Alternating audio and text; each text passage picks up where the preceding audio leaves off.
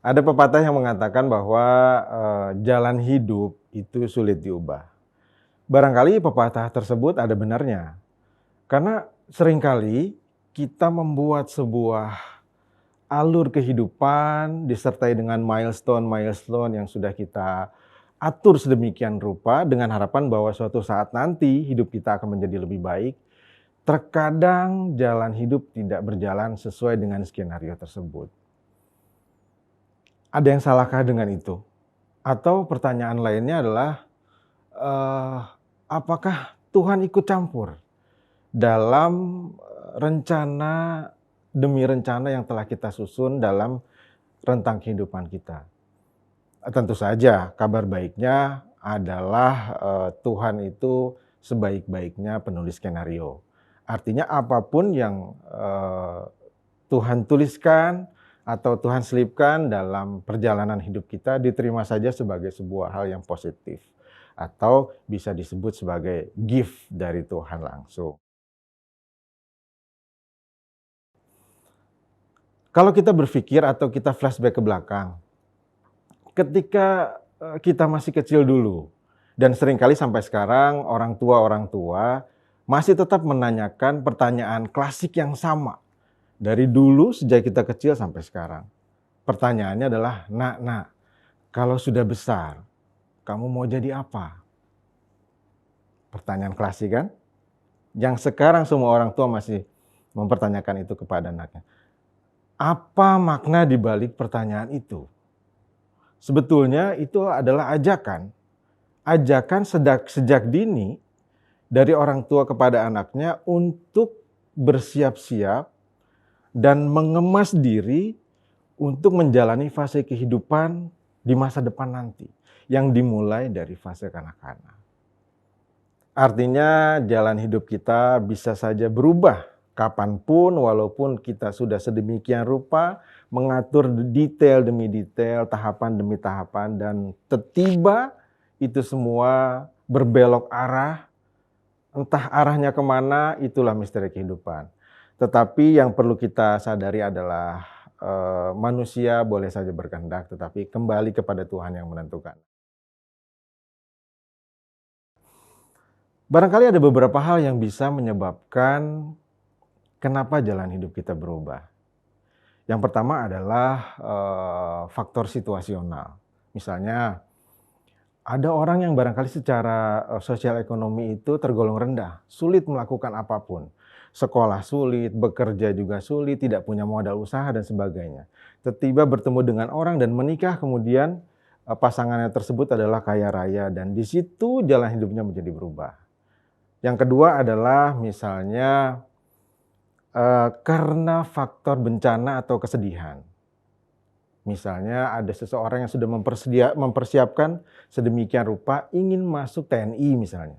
Fisik sudah dilatih, kecerdasan sudah dilatih, semua hal yang terkait dengan syarat dan prasyarat masuk TNI sudah dipersiapkannya dengan matang. Tetapi tiba-tiba terjadi kecelakaan yang menyebabkan mungkin saja misalnya kakinya patah atau kehilangan penglihatan dan pendengaran, dan pada akhirnya jalan hidupnya harus dirubah. Tidak lagi bisa mengikuti apa yang sudah direncanakan. Dan yang ketiga ini, yang terakhir barangkali ya, yang paling sering menurut saya, dan itu yang akan kita bicarakan lebih dalam pada kesempatan ini, yaitu hadirnya orang-orang yang barangkali diutus oleh Tuhan untuk hadir di kehidupan kita untuk beberapa saat dan kemudian orang itu pergi, tetapi dampaknya kehadiran orang tersebut berhasil merubah kita, membelokkan jalan hidup kita yang tadinya sudah kita tata dengan sangat rapi. Namun sebelum saya bercerita, izinkan saya memperkenalkan diri. Nama saya Haris Herdiansyah. Saat ini saya berprofesi sebagai dosen tetap di Program Studi Ilmu Komunikasi Fakultas Humaniora Universitas Presiden yang berlokasi di Cikarang. Saat ini saya juga berprofesi sebagai psikolog. Latar belakang saya adalah ilmu psikologi dan menjadi ayah dari 3 orang putri.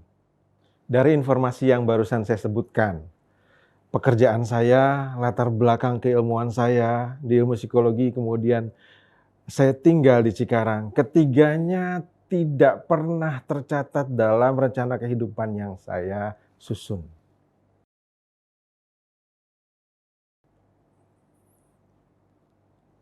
Ada kejadian-kejadian tertentu yang pada akhirnya membelokkan sejarah hidup saya, sebut saja kecelakaan sejarah, yang seharusnya tidak pernah terjadi sampai sekarang. Saya tidak pernah menyusun diri saya untuk menjadi diri yang sekarang ini. Tidak pernah tertulis sedikit pun. Barangkali kisahnya akan saya ceritakan untuk menjadi sedikit inspirasi. Dahulu ketika masa-masa SMP, SMA, saya sangat kuat mempertahankan cita-cita saya. Pada saat itu cita-cita saya adalah menjadi astronot. Rasanya gagah sekali menjadi astronot itu. Dari informasi yang saya dapat, dari baca majalah, dari cerita-cerita ayah saya, kakek saya, dan sebagainya. Astronot itu heroik sekali, hebat sekali. Ada manusia yang bisa sampai ke bulan. Itu luar biasa. Dan pada saat itu, cita-cita itu saya tetapkan di diri saya. Sampai ketika SMA tentu saja saya memilih jurusan IPA. Karena ada satu mata pelajaran yang paling saya gemari, yaitu fisika. Mungkin tidak semua orang suka dengan mata pelajaran itu. Tetapi bagi saya fisika itu menyenangkan. Karena bisa memberikan solusi pada banyak permasalahan. Dengan rumus-rumusnya, dengan angka-angkanya, dengan cerita-cerita para penemunya, rumus tersebut, itu luar biasa menurut saya. Sampai pada suatu saat, saya belajar dan terus belajar. Ketika akhir dari perjalanan SMA, hampir menuju perkuliahan,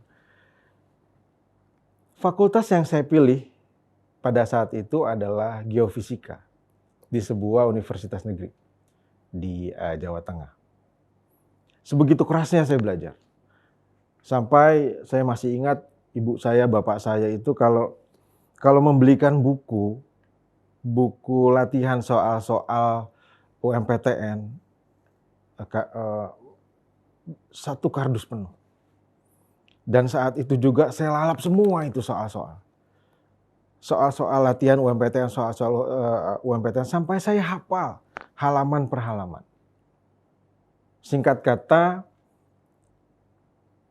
hari itu saya mengikuti UMPTN dan begitu pengumuman hasil sesuai dengan yang saya cita-citakan. Saya lulus UMPTN di universitas yang saya tuju dan di fakultas yang saya inginkan. Sampai pada titik itu jalan hidup saya masih sesuai. Sebelum SMA selesai, udah di akhir-akhir, hampir perpisahan dan sebagainya, ternyata saya berkenalan dengan sebetulnya teman, tapi waktu itu tidak terlalu akrab.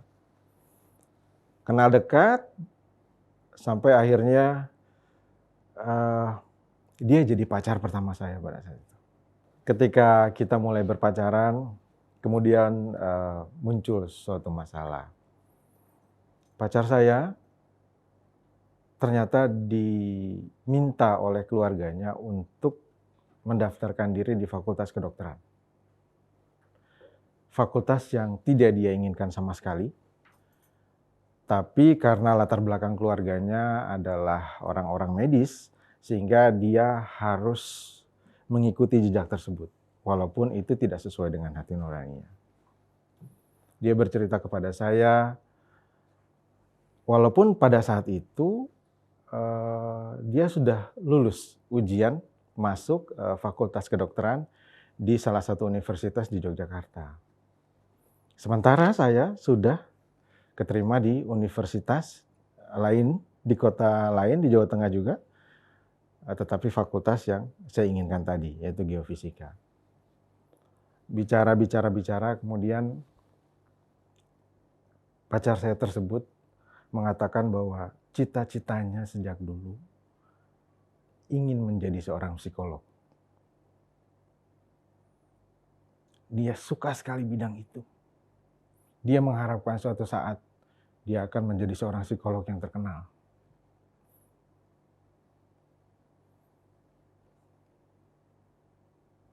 Kemudian ada kalimat dia yang saat itu sangat mengena di hati saya. Dia berkata bahwa, maukah kamu menggantikan saya?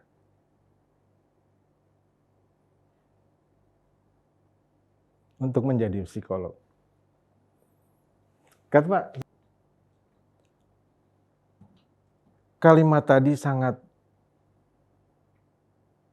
menjadi pemikiran saya pada saat itu. Sementara di sisi lain, saya sudah mendapatkan jurusan atau fakultas yang saya idam-idamkan dari dulu. Dan sebegitu sulitnya saya mencapai itu.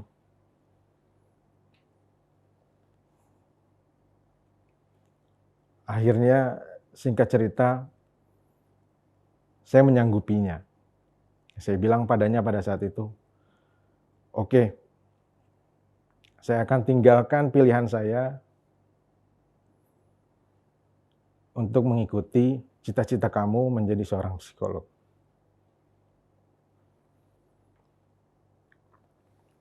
Tahun berlalu, tahun berikutnya di UMPTN saya memilih jurusan psikologi. Saya sembunyikan dari orang tua saya. Karena mereka tahu betapa susahnya saya mendapatkan jurusan yang saya inginkan.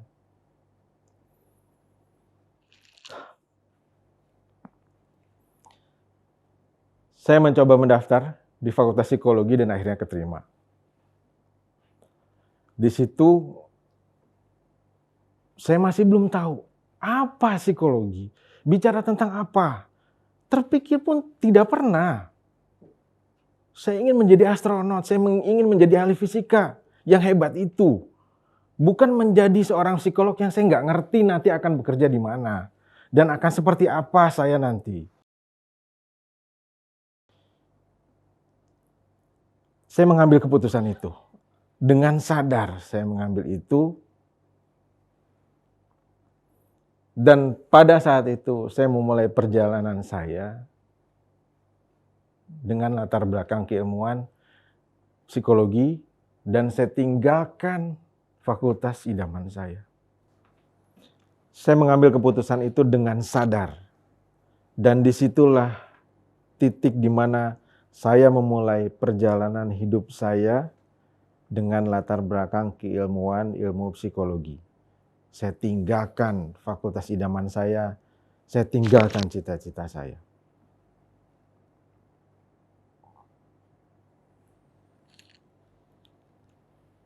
Lalu kemudian, pendek kata, saya lulus lebih dahulu. Karena barangkali pacar saya tersebut, Fakultas Kedokteran punya kurikulum yang lebih lama barangkali ya pada saat itu, sehingga saya lulus duluan. Sudah lulus sebagai seorang sarjana. Lantas mau kemana? Apa yang harus saya lakukan dengan ijazah ilmu psikologi saya?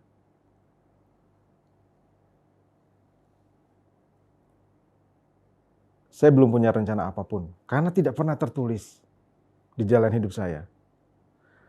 Sambil masih menunggu pacar saya untuk lulus, akhirnya untuk mengisi kekosongan, saya kembali ambil studi S2. Dan disitulah kemudian akhirnya saya memiliki ijazah magister ilmu psikologi. Itulah titik di mana saya mendapatkan sesuatu dari hal lain yang tidak pernah ada di dalam rencana hidup saya. Karena hadirnya orang lain yang pertama tadi.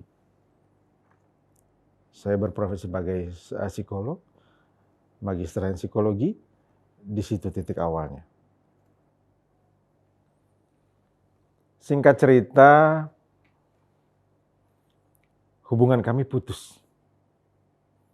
Setelah banyak hal yang kami upayakan, setelah banyak hal yang saya korbankan, ya barangkali tidak berjodoh, sehingga kami berpisah. Selang setahun, hampir 2 tahun kemudian, saya bertemu dengan orang lain.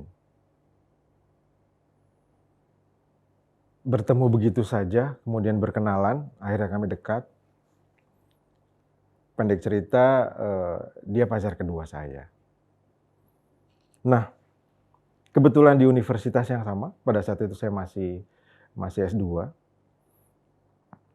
Lalu, pada saat itu pun saya sudah bekerja di local NGO, Lembaga Swadaya Masyarakat di Yogyakarta. Dan secara tidak sengaja, pacar saya yang barusan tadi, itu melihat sebuah lowongan kerja sebagai dosen di Jakarta. Gitu. Suatu saat dia bertanya, "Kamu mau pindah profesi nggak? Tidak bekerja lagi di NGO, tapi bekerja sebagai dosen." Saya tolak pada saat itu. "Ah, enggak lah, terlalu formal itu buat saya." Saya katakan begitu. Tapi ternyata, diam-diam, pacar saya tadi menulis lamaran tersebut, men-scan ijazah saya, KTP, dan semua hal yang disyaratkan dalam lamaran tersebut, kemudian dia kirimkan tanpa sepengetahuan saya. Saya ingat pada suatu sore saya menerima telepon. Dalam telepon tersebut, "Halo, dengan saudara Haris?" "Ya betul, kami telah menerima lamaran saudara dan sepertinya kami tertarik. Kami ingin mengundang untuk wawancara kerja. Detail waktunya, kemudian tempatnya sudah kami kirimkan via email." Saya cuma bisa diam. "Mungkin ini salah orang," saya bilang begitu. Tapi handphone keburu ditutup. Ya sudah. Sore harinya saya cerita sama pacar saya tadi. "Tadi ada yang nelpon saya dari universitas, katanya saya melamar pekerjaan sebagai dosen." Saya tidak pernah. Akhirnya dia bercerita, "Itu saya yang melakukannya. Saya pengen kamu menjadi lebih baik, bukan cuma sekedar di local NGO, berkiprah di situ. Kamu harus bisa lebih maju dari itu. Coba sajalah." Begitu kalimatnya, "Coba sajalah. Kalau nanti dalam perjalanan kamu nggak suka, kamu boleh resign." "Oke, nggak ada salahnya," saya bilang gitu. Kemudian saya ikuti tahapan demi tahapan seleksi sampai akhirnya waktu berbarengan saya wisuda, kemudian saya diterima sebagai dosen di salah satu universitas swasta di Jakarta. Disitulah titik di mana saya berprofesi sebagai dosen yang tidak pernah ada sedikit pun tertulis di rencana kehidupan saya yang saya susun pada waktu lalu. Kehadiran orang kedua tadi membentuk saya menjadi seorang dosen. Sampai pada akhirnya saya bekerja di universitas itu, dan kemudian pacar saya tadi juga mendapatkan kabar baik bahwa dia diterima beasiswa di luar negeri, di Australia, sampai akhirnya dia pergi dan pada akhirnya kami berpisah. Kami putus karena barangkali LDR tidak terlalu menyenangkan.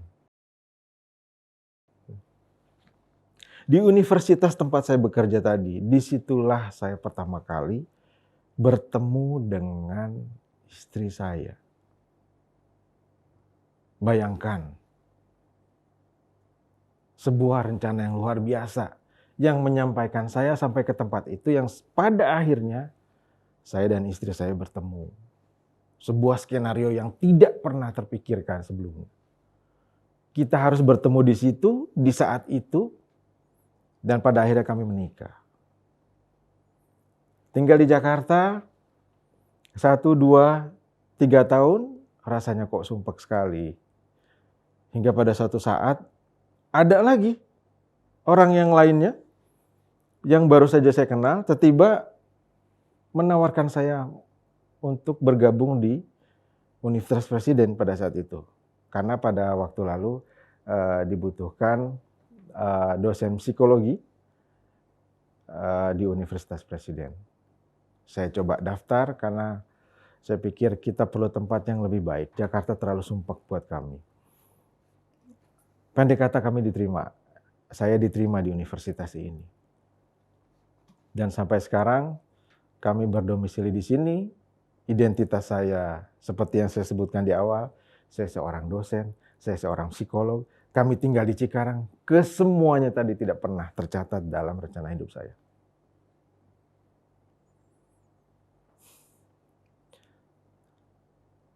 Saya tidak tahu, apalagi rencana Tuhan ke depan yang nanti akan membelokkan jalan cerita ini. Entah sampai mana dan entah sampai kapan.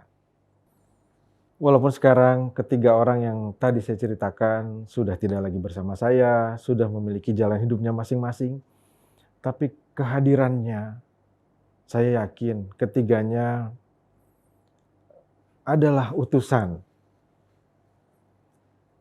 yang membentuk jalan hidup saya. Kita tidak akan pernah tahu besok, lusa, kita akan bertemu siapa dan bagaimana orang itu akan mempengaruhi hidup kita. Tapi masih ada satu harapan. Ada pepatah yang mengatakan bahwa kita adalah dengan siapa kita bergaul. Kita masih bisa mengarahkan diri kita untuk bergaul dengan orang-orang baik. Agar kebaikan dari mereka bisa mempengaruhi hidup kita.